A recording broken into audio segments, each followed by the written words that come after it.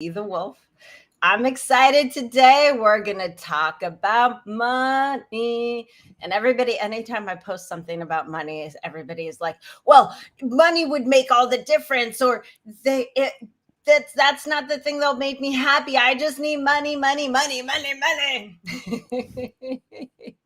But is it really the key to your happiness? We're going to talk about a lot of things today, but we'll definitely touch on that. So if you think money is the key to your happiness, be sure that you keep listening. I'm here today with Kevin Palmieri, and he is a podcast host, a speaker, and a podcasting coach. You guys can tell me if you think I need to hire him. Kevin, why don't you tell us a little bit about what you do? Tell us about you. Yeah. So first of all, thank you so much for having me, Genea. I appreciate it very much. Today, I am a podcast host. We have a podcast. We do an episode every day. So I am in front of this microphone constantly.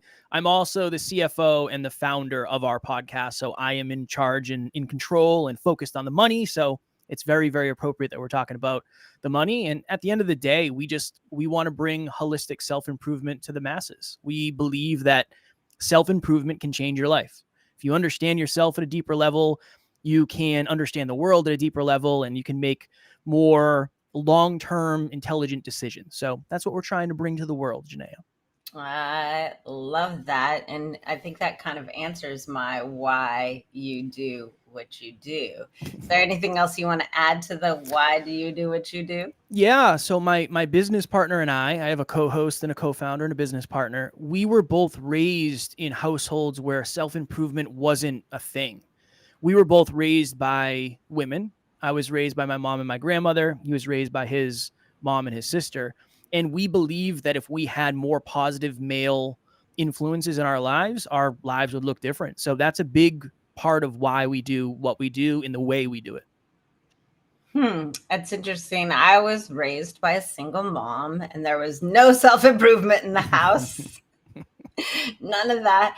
And I don't think they grew up with self-improvement in the house. It could be a generational thing too. I think a lot of people can relate to the idea of self-improvement not being something that was on the table. It was work hard, do what you're supposed to do, and keep going, and somehow it'll all magically be okay. And as people get to retirement and then they get there, they're like, oh, it's still not okay. Yeah. We improve a lot of stuff, right? We improve our homes, and we improve our cars, and we improve a lot of stuff. But the second you start talking about self-improvement, for some people, there's that trigger of, I don't know, that's a little weird, or that's a little taboo, or it's a little quirky. So, but I understand. I used to think that as well. And it makes sense when you look at it that way.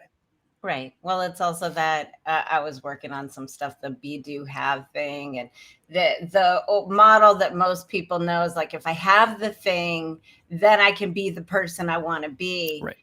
And those that are in the self-development world understand that you've kind of got to be the person before you get to have the thing, because you can't really hold on to the thing if you're not the person that has.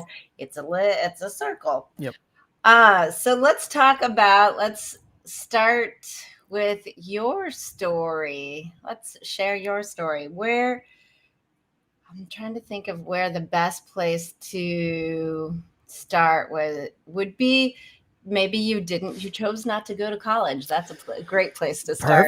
Perfect. Yeah. So when I was in high school, I didn't know much, and I did not know what I wanted to do with my life, but I knew I didn't want to go to college. So while everybody else was figuring out where they were going to go and funding and all that stuff, I was trying to figure out what I was going to do for work.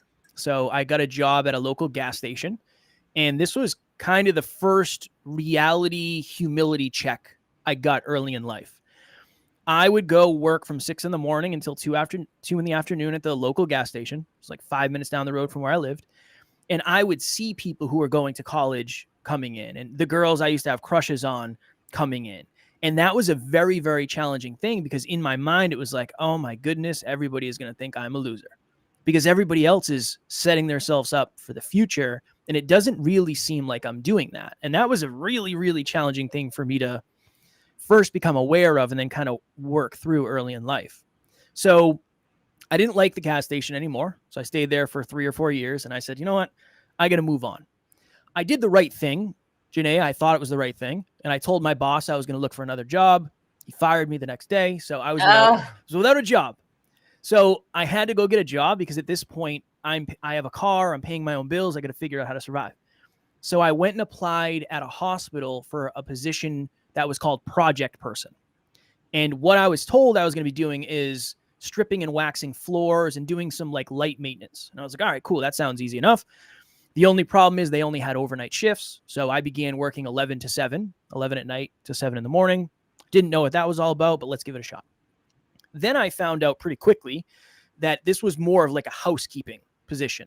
So I was cleaning floors, I was cleaning bathrooms, I was cleaning rooms when people would check out or pass away.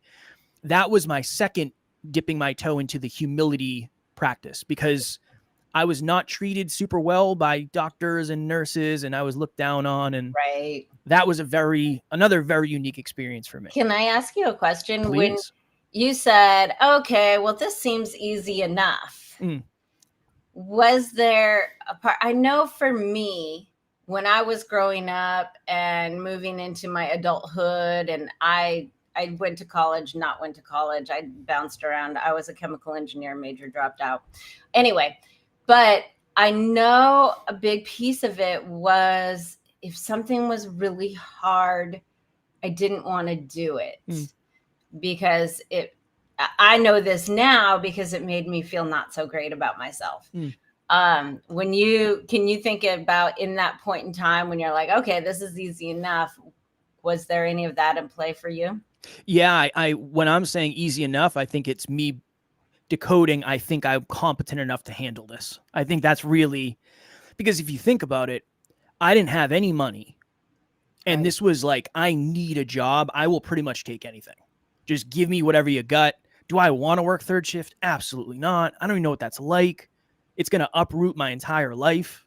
You know, I'm probably 18, 19 years old at this point, or, maybe 20, 21. I mean, so that's not great. But yeah, to your point, there was a lot of necessity. There was just a lot of necessity at the time. And I said, whatever it is, I'll do it. I'll figure it out. I'll try my best. I think I lasted a year and a half there. Wow. And then I was like, I can't do this anymore. This is brutal. I want to be a personal trainer. So I studied, I took the test, I passed.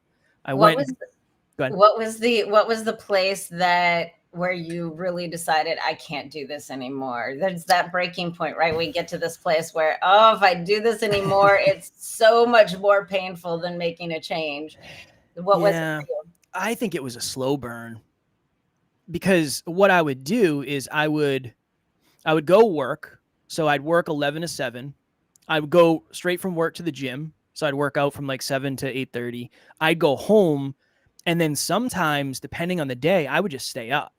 So I was staying up for 24 to 36 hours pretty routinely. That's not great for you in the long run. So I think it was more of the slow burn of, honestly, this is probably going to be more of a bridge than a foundation. I'm not going to build a house here. I'm just going to try to cross over this.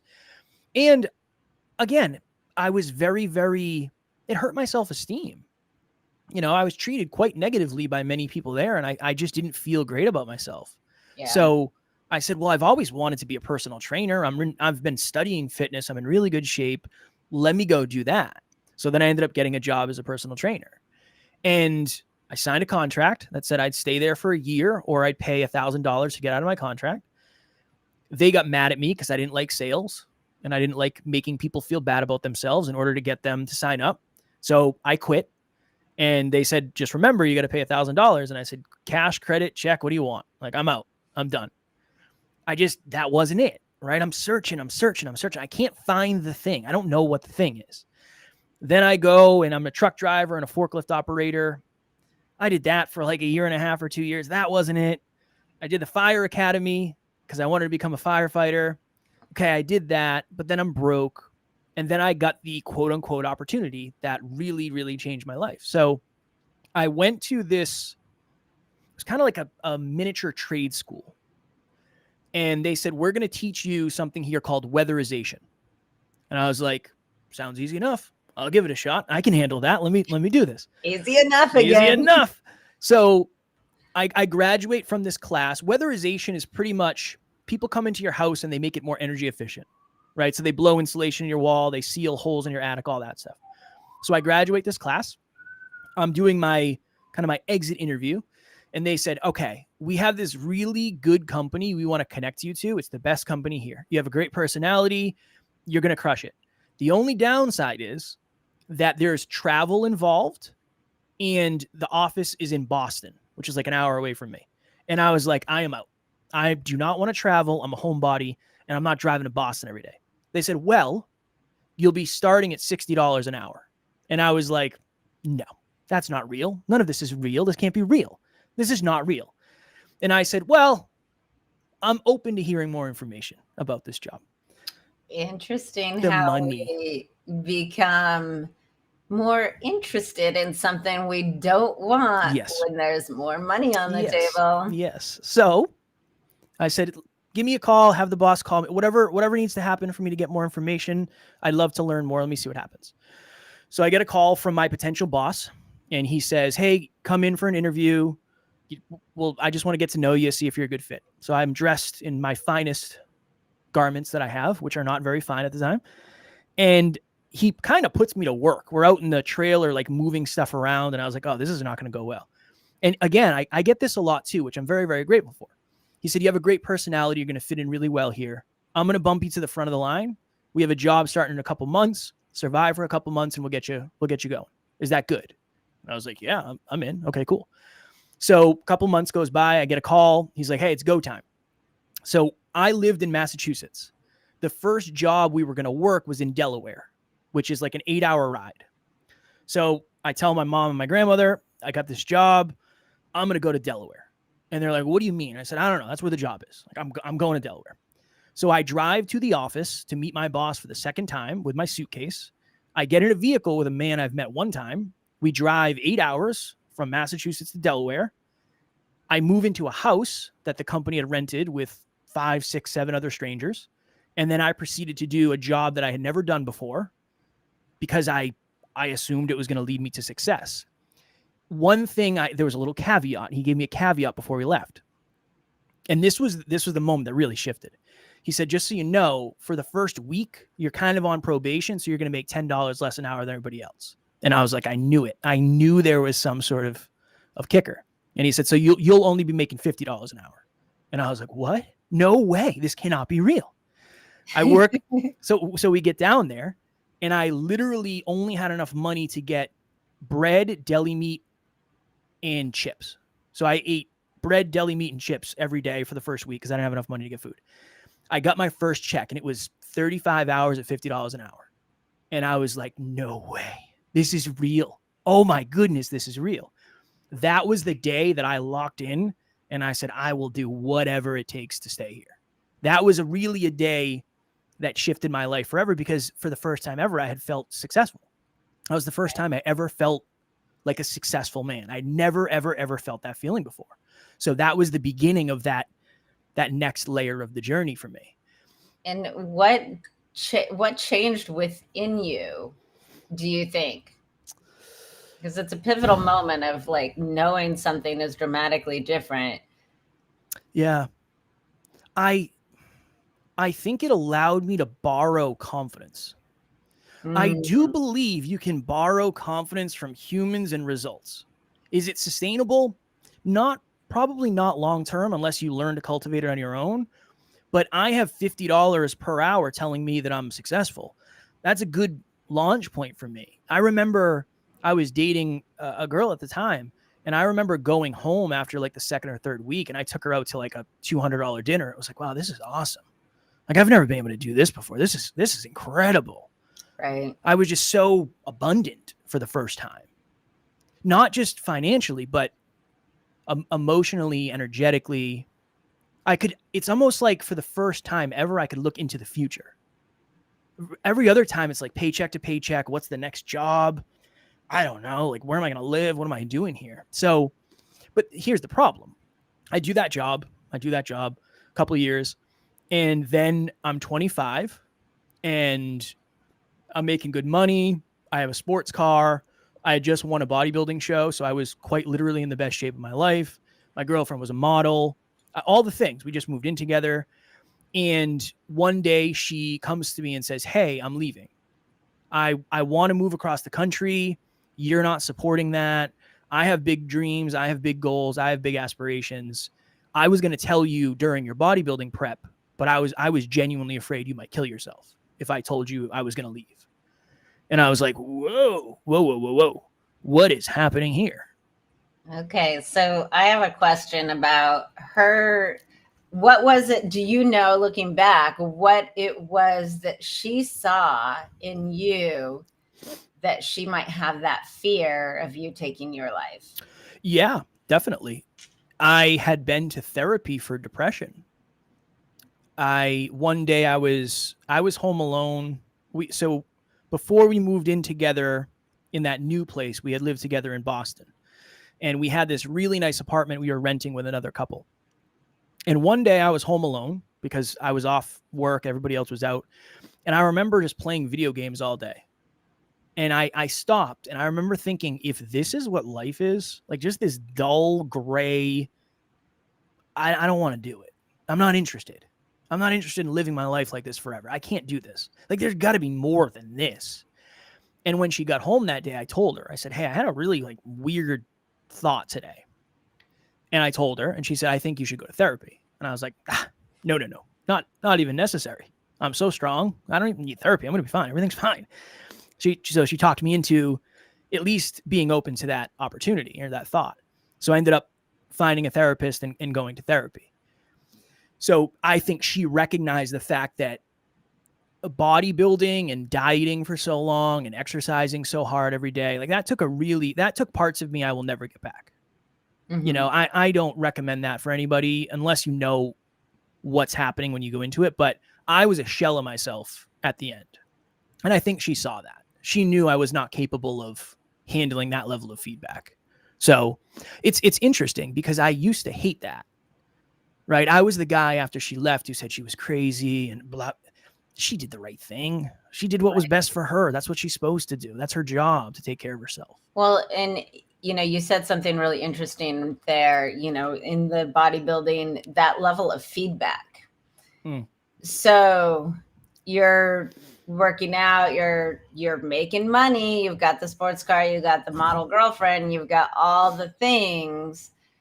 And, you know, talking about that level of feedback going through bodybuilding competition, you know, we've got to have, in theory, a thick skin to be successful. They call it a thick skin, but really it's just that you're solid inside. But yeah, talk to me about the feedback, how that affected you.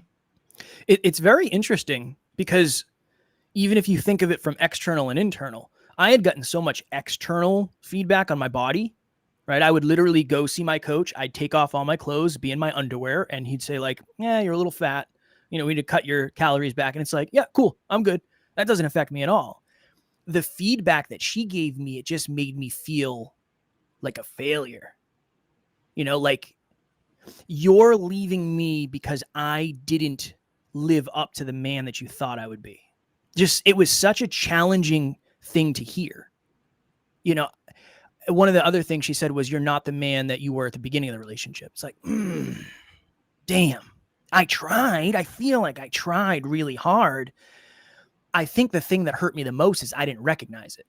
I had no idea. I wasn't conscious of it. I didn't feel like I was in control of it. I think this is a really important thing for a lot of people to understand. When you're talking about like the feedback off the body, it's something in theory that you can control, right? You could you can cut back on the food, you can exercise more, you can control it. But when you're talking about somebody else's opinion of you or experience of you, it feels like it's something that's out of your control. And I know when we're in that space, breakups especially are hit so hard because it's this idea of us being maybe not good enough. But how do you quantify that? How is that a tangible thing. And most people are dealing with tangible things, right? I have the sports car, I have the good job, I have the perfect body, I have the girlfriend, I have all of these things. Yep. And these are tangible things. So that must mean that I'm okay, that I'm good enough, or that, you know, I should be lovable. And so I think these are the moments where they really hurt the most, because it doesn't matter how much we have, that there still seems to be something missing that somebody might not like. And if that's somebody that we want to like us, then it feels like a hole is left. Yeah. And honestly, a lot of it for me was significance. That one of the reasons her leaving me hurt them, like it really hurt me, is because it gave me significance having her in my life. If you think about it, I mean, really think about the level of significance. I'm on state. I'm in the best shape out of anybody I know. It's not close because I'm starving myself every day and exercising 7 times a week. So I'm in really good shape, and I'm getting complimented on that.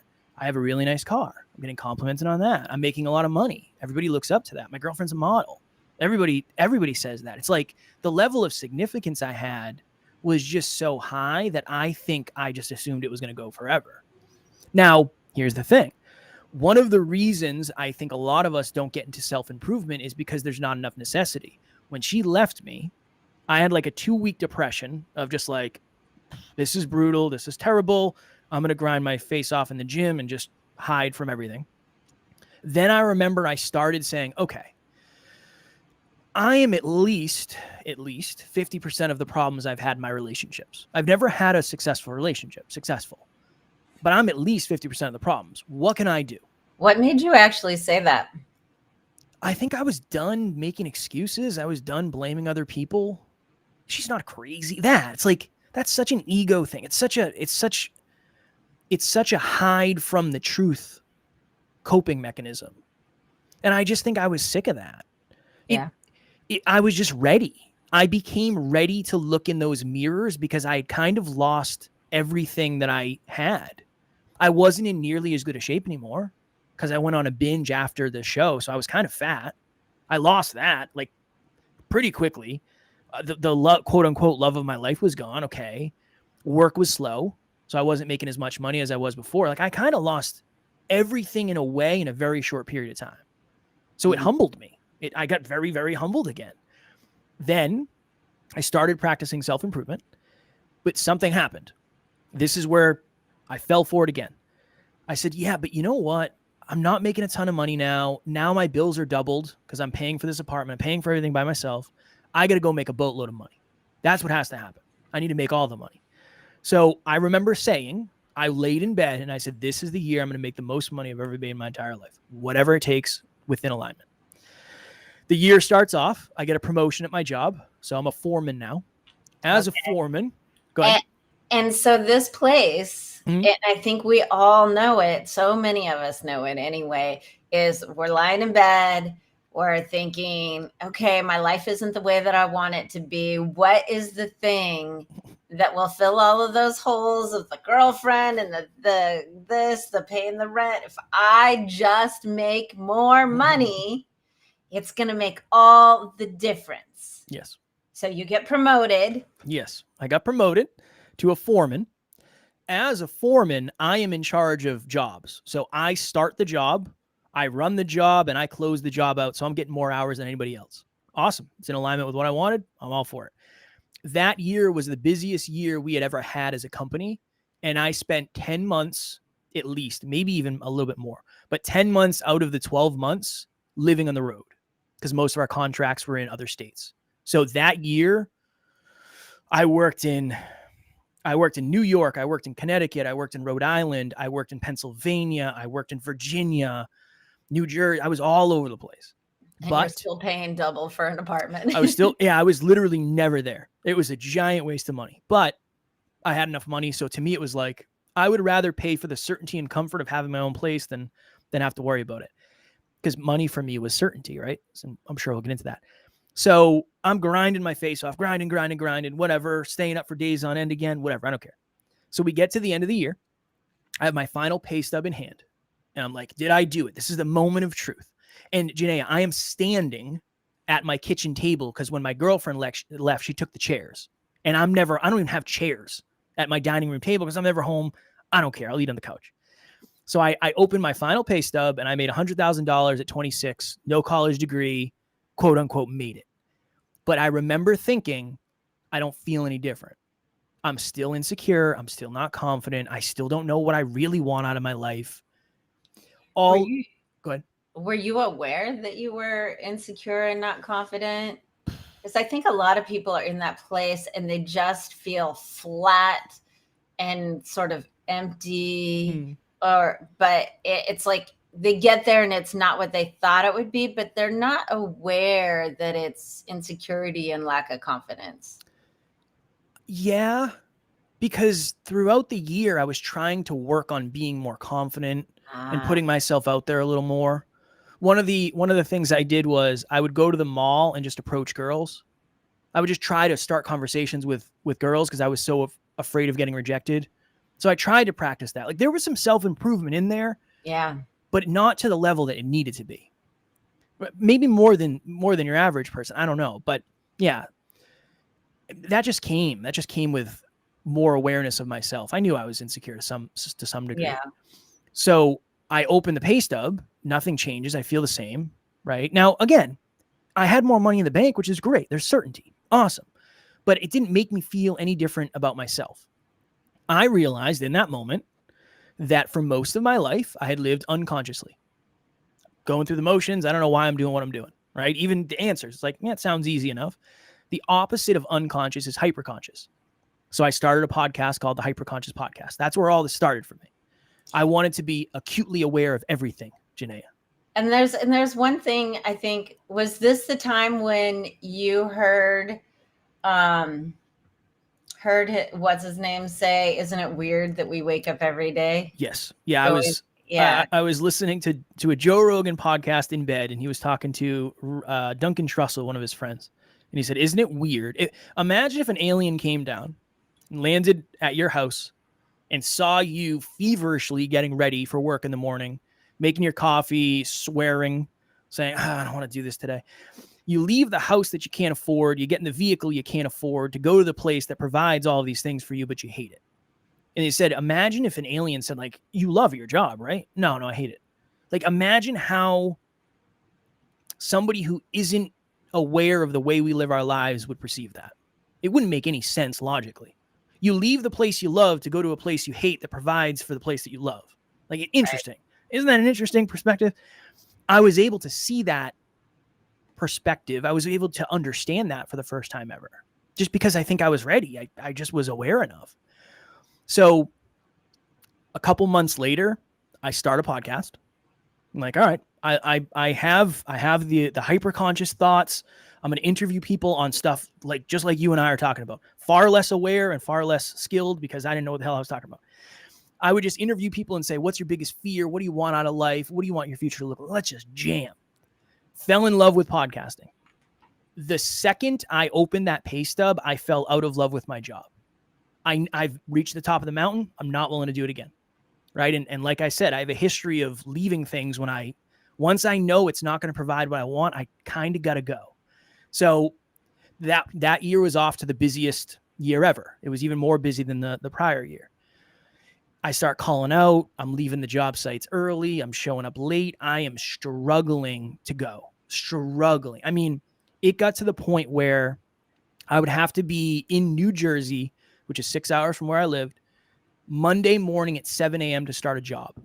I would literally stay home in Massachusetts. I would go to bed Sunday at 9 p.m. I would wake up at midnight, and then I would drive straight to the job, and then I'd work an 8-hour day just because I couldn't stay in a hotel bed for an extra day. I couldn't do it. I was just so done. That's that place where the pain of staying the same becomes greater than the pain of change, which is one of my favorite quotes. But one of the things that I think is so remarkable here is you had a taste of something that you love. You started podcasting and you had this taste of something that felt so in alignment and brought you a joy that you weren't getting anywhere else. And so doesn't it just make it so much harder to go do that thing that we hate? Yes. When we finally know what it is that we love. I felt fulfillment. That was the first time I'd ever felt fulfillment. Like, why do I enjoy the moment, and I'm excited for it. I'm not excited for anything. Why am I excited to podcast? This is interesting. It was a very slow burn. It just, every day it was almost like, that's a little tick off the health marker. There's another one. 6-hour drive. So eventually it got to the point where we were towards the end of the year, and I woke up in a hotel room in New Jersey, 5:30 a.m., sit up, slide to the edge of the bed, and lacing up my work boots. And for reference, these are not nice hotels, right? There's hypodermic needles outside, blood on the walls. Like, we stayed at some pretty sketchy places. That morning, it was like there was 10 televisions on in my head at the same time, and every single one is on a different station. Just everything collided at once. One is saying you're stuck here forever. You can't leave. You are so lucky that you ever got this job in the first place. You're going to leave and start over again. You're going to start all the way over. Not a chance. You're not the person who gets this job. Never mind the person who leaves. If you ever worked up the courage or recklessness to leave, what are your friends going to say? All your friends think you're super successful and you make more money. All right, significance. What's your family going to say? Your family looks up to you because you make more money than anybody in your family does. And what are we going to do? Are we really, we're going to podcast? Like, that's plan B? That's what we're going with here? And in that moment, I felt that if I was to take my life, I would take my problems with me. Very much the ideation I had all before this of, I don't want to be here anymore. I cannot do this. I cannot do this anymore. I can't imagine another 25 years of this. No way. So I texted my buddy, who's now he's my business partner now. And I said, hey, man, can I talk to you about something? I'm having these dark thoughts and these dark feelings, emotions. I don't know what I'm supposed to do. Like, what do I do? And he said many things, but the thing that I remember the most in his wisdom is he said, Kev, over the last couple of years, your awareness, hyperconscious, your awareness has changed a ton, but your environments have stayed the same. I think it's time for you to change your environments. You're outgrowing everything. It's time for you to move. And I was like, okay, interesting. So that day in my mind, I think I made up my mind of, okay, I'm not going to be here at this job anymore. Like, now there's a timer. I don't know the numbers on the timer yet. I can't stay here forever. I'm going to figure something out. I ended up leaving that job 3 or 4 months later, and then him and I partnered up and said, we're going to do this together. How was it once you made that decision that you knew, okay, I'm not going to stay in this job? Yeah. How did you feel differently after you made that decision? I was more hopeful because there was an end date. It's almost like, if it's cold outside and you're just running to the mailbox and back, it's not that big of a deal. It's like, it's only going to be a couple minutes. It's not that big of a deal. Versus if you were going to run a marathon, it's like, that's really going to suck. I knew that the days were numbered, so it gave me hope. There was at least a light at the end of the tunnel. And that really helped me. I needed that because before that, there was no light. Yeah. There wasn't any. I think that's such a place where so many people are sitting there in their jobs, not even realizing, maybe they haven't even quite come to the realization that they're slowly damaging their health, their spirit. You said that slow burn. I like to akin it to how our brake pads go out gradually, and we never even realize that our brakes are going out, but it's little by little. And then there's this place where all of a sudden it's that, like, you step on the brakes and there's nothing there, and everything starts to collapse. And it's very interesting. I know in my own work, I talk to people and they come to me and they like that idea of having a job that they love. They like that idea of having a career that fulfills them and makes them happy. But the all honesty is they don't believe that it's possible. They believe that work is supposed to be a drudgery because they probably watched their parents go to work day in and day out and live for so-called retirement, live for the weekends, and spend half of their time just self-medicating, whether it be just sitting in front of the TV, or maybe they're drinking, or maybe they're overeating, whatever it is. But I think so many people have had that model of this work just being drudgery. And we spend so much of our time in a job, just going back to that thing. Isn't it weird that every day we wake up and go to this job that we don't like? And so once you know that it's possible to have something better, and you know that you're not stuck in jail for the next 25, 30 years, you start to have some hope. Now, where did that hope change to faith? Because there's a very big difference between those two things. So I'm curious about that for you. Yeah, it's this was very hard for me to admit in the beginning because I thought I needed credit, and it was just hard. I was scared to admit it. A lot of the faith I have is based on my business partner. I mean, real talk. He's the guy. If you're on his team, you're gonna win. That's just the way it works. He wins because he is consistent and he's a genius and he's reverse engineering things. So it was very much, this is what I've always said. 3 beliefs every human must have to make a new decision. You must believe it's humanly possible, right? It's possible for somebody to jump 10 feet in the air and dunk a basketball. Awesome. Personally possible. It's possible for you. And ultimately, it will be worth it. I didn't believe it was possible for me. I wasn't even sure that it was humanly possible. But I did know it would be worth it if I could stick it out. That's a belief I've always had. I never would have worked as hard as I did if I didn't believe it would be worth it. I do things all the time that I don't really believe I can do. I just show up and hope for the best, and I work really hard, and I just take it on the chin, right? That's one of my superpowers, I guess. But I knew it would be worth it, and I just said, all right, what do I have to do? And he said, like, Kev, we are going to be wildly successful one day. Eventually. That's his favorite word. Eventually. It's like, yeah, I don't know what that means, man. What does that mean? Just focus on today. I got us 10 years from today. Just focus on today. So a lot of the faith I had was put in him. And he says that all the time. It's like, I don't know why you trusted me. I didn't know where we'd go, but I knew where we'd go was better than where I'd go alone. That's the best I can give you. And that's what I tell him all the time. It was that. And it was also the part of like, I know I'm a hard worker. That's never been an issue. I know I can outwork a lot of people. Like, stick me in a room and I'm going to be fine. I just need somebody to guide me. I'm a really good operator. Day to day, I'm a really good operator, but I can't see the grander vision. So, yeah, the faith for me was, I'm fulfilled. I am fulfilled. And right now, that is good enough. And then it was, how do I make enough money to get to next week? And then it was, how do I get enough money to make it to next month? Right? Those were the hard. I mean, yeah, my life was difficult before entrepreneurship. When I became an entrepreneur, that is nothing is close to how challenging that was. Nothing. Nothing. Well, you have to face everything. Everything. That's the one thing. One of the reasons I do this podcast is because I want people to know that it's possible, right? We didn't grow up with these models, right? Our parents were in drudgery, hating their job day in and day out, and they need to know that it's possible. And it's not that you have to become an entrepreneur. Nobody needs to do that, because you will have to face yourself. Mm-hmm. Oh yeah, every day.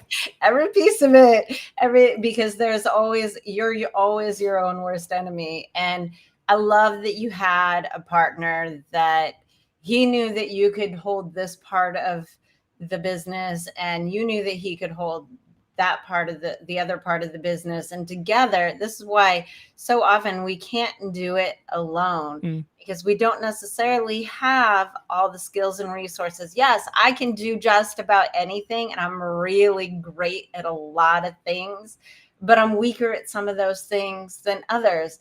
And well, if I'm all by myself, I can get it done. But if I want to go bigger and do, how many episodes have you done now? 1,376, I think. Right. If I was at that point in this podcast, I would definitely not be, I would have to put everything else down. The coaching wouldn't be there, right. That all of those other pieces wouldn't be there. So it's this place of, it's important to be at that place where you can ask and receive that support and help. Of course. Yeah. And figure out what is your unique strength. Yeah. That's the other thing is, the interesting thing is a lot of us don't want to face our weaknesses because we're also not willing to own our strengths. That's a very challenging.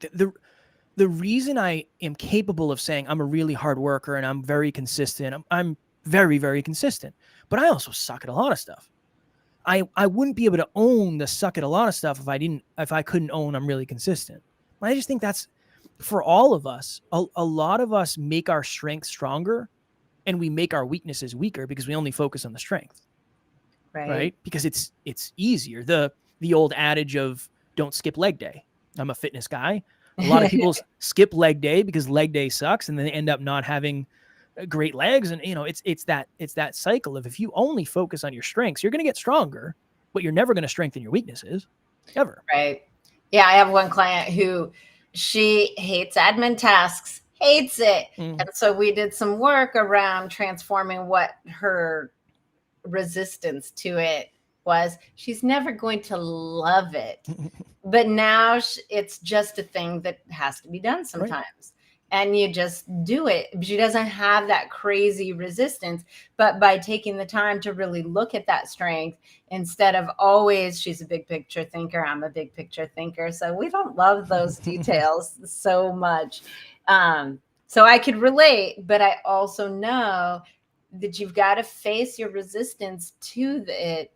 And once you do that and you get to a point where you may never have to do it again, but if you've got to dip down into the trenches again, you can just do it. And it's not this thing that you're avoiding.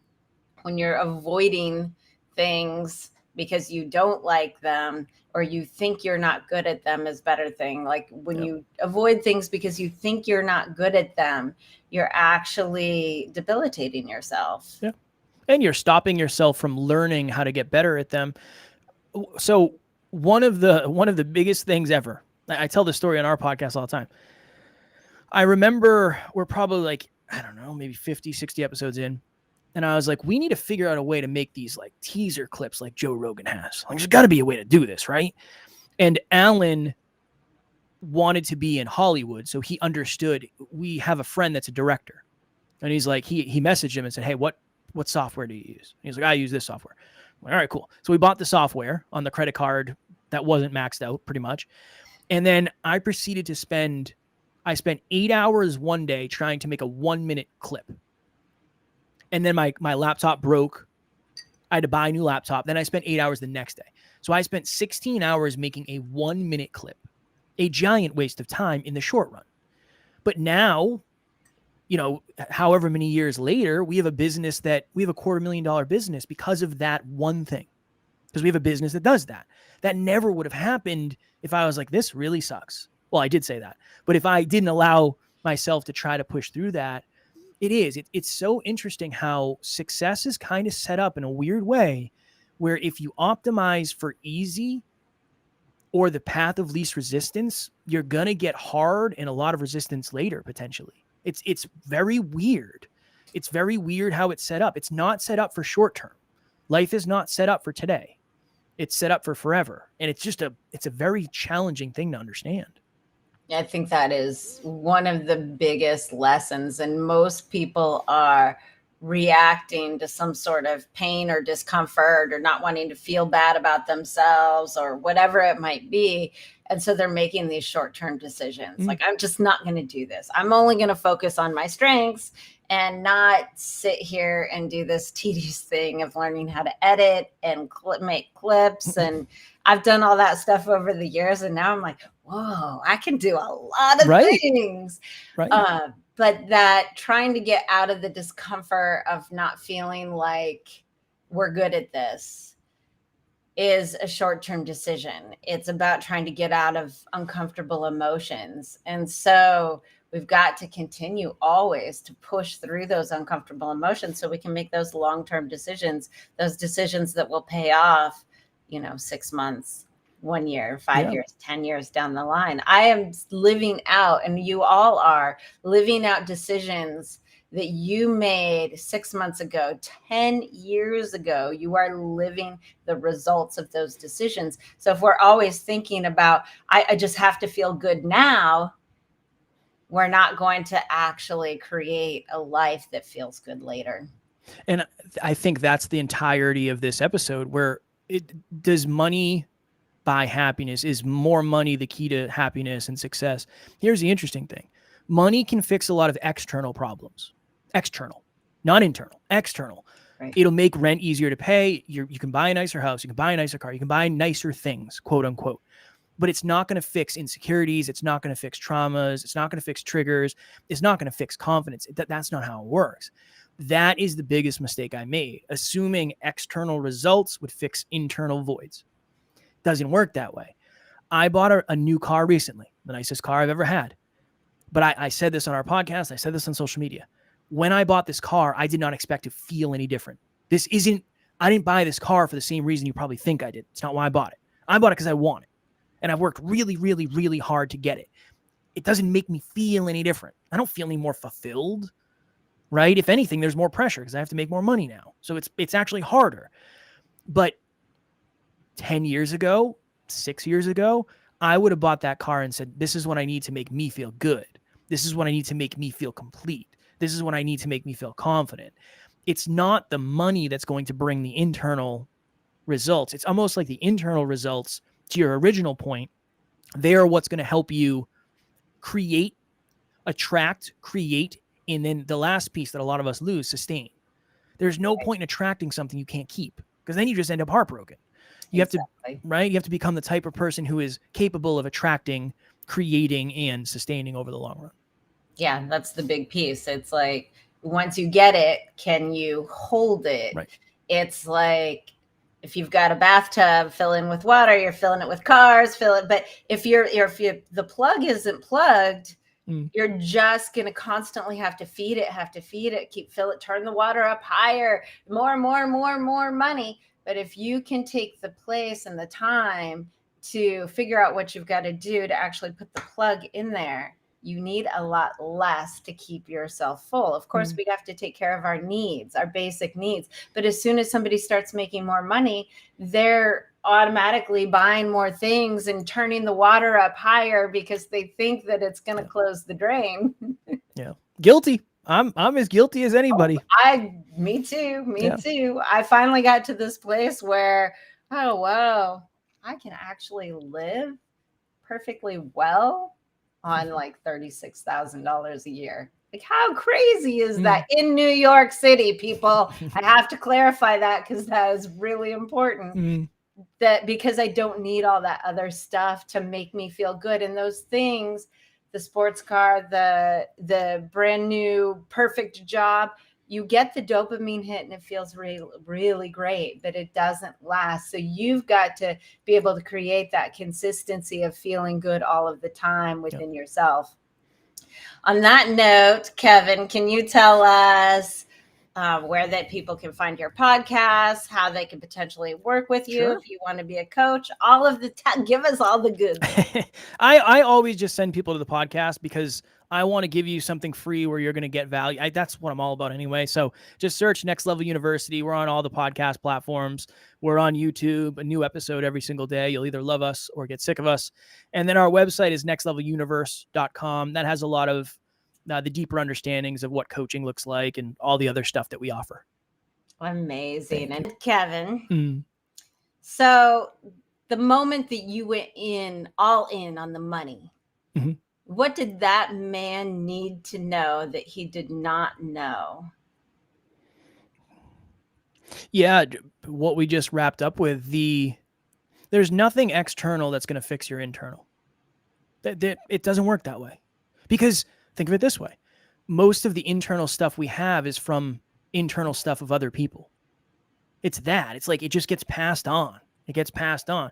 It's not the fact that you don't have a nice car, Kev. It's the fact that you've never worked on yourself. You worked more on your bank account than you have yourself. You're always going to be lagging with your own self-improvement set point, with your own understanding, with your own awareness. That work on you. And if you work on yourself long enough, you can get anything you want eventually. Alan's favorite word, eventually. That's what I would tell him. It's like you don't have it yet. Right.